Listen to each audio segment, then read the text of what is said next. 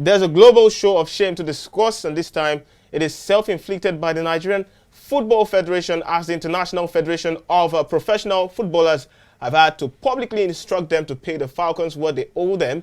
And well, probably you cannot shame the shameless, as I like to say, because they also reacted and describing a FIFPro statement as a mere storm in a teacup. And that is just like the Randy Waldrum situation. That is, I don't know how else to call it, but horrendous.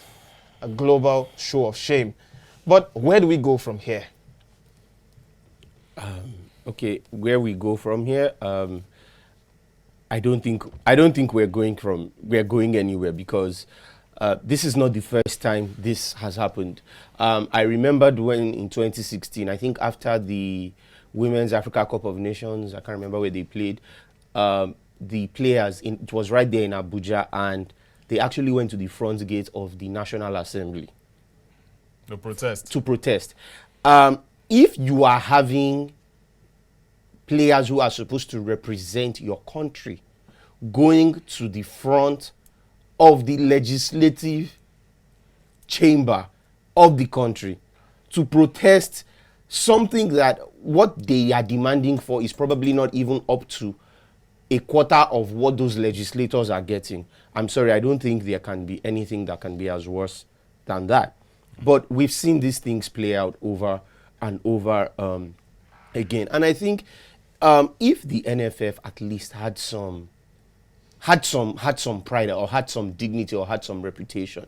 You see all this back and forth, where they would just come firing back at people who make statements and all, going on the defensive. I mean, I was absolutely distraught with the fact that they reacted in the way they did with the release. It's their way. And it's quite sad, because you see international players and even former internationals on social media also saying, pay them what you owe them. I mean, this is a global catastrophe.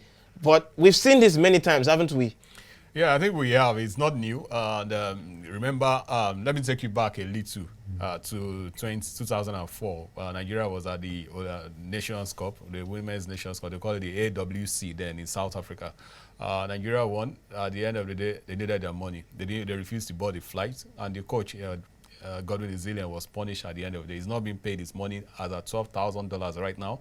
He's still being owed as at that time, because they felt he instigated the whole thing. But don't forget as well that it came up in 2016, as Kunle actually rightly pointed out. And this issue has always been there. Even the Super Eagles have not been left out. That's why you're getting that. You saw those tacit support from Victor Osimhen. Yeah, absolutely. Victor Anichebe, yes, who was owed at some point. I don't know if he has been cleared now. And also even Igalo, also mentioned, they went to the Nations Cup in 2019, and they were owed for some time. So possibly they are still being owed. That's why they had to lend their voices to the issue on ground. But then, let's put everything in perspective. The World Cup, this particular World Cup 2023, FIFA knew what was coming up. So it came out with a plan that's okay, for every team, the players get $10,000. $10,000, that's $10,000 more for a match. And if you play for that group stage, you're getting a total of $30,000. Yeah. And before now, what the federation, that's the NFF, does is that they meet the players, they tell them that, for every group stage, you get maybe $3,000 for a win, $3,000 for 2,000 or 1,500 for, they have a way of working out the arrangements. So when FIFA came up with that, the NFF says, we are okay, no need for us to go into negotiation with you, since FIFA already spells it out. We know what we are getting. You as players know what you're getting. So there was a little bit of pushback and disagreement. And this boils down to the fact that the players were being owed as far back as the AFCON in 2022 in Morocco, because they played. They even played under, some of them played under protest, And don't forget that this also went back as far back as 2019 in Ghana. No, was it in Cameroon? In 2019, they played. They waited for their money to be paid. Francesca Odega actually complained. She was dropped, and they couldn't qualify for the Olympics as a result of the disarray in that team, because Côte d'Ivoire came to Lagos here and held the team to a 1-1 draw. So we couldn't go to the Tokyo Olympics. So the issue has always been there, and the players, they knew the history. they also know what is happening. Some of them were still being owed. So why would they trust the NFF that, oh, if FIFA decides to pay through the NFF? Because FIFA does not relate to individuals. It relates to the F federations, because FIFA is an association of all federations across the world. Yeah. So once FIFA says this is what we want to do, it relates with the federation. And the process is the issue.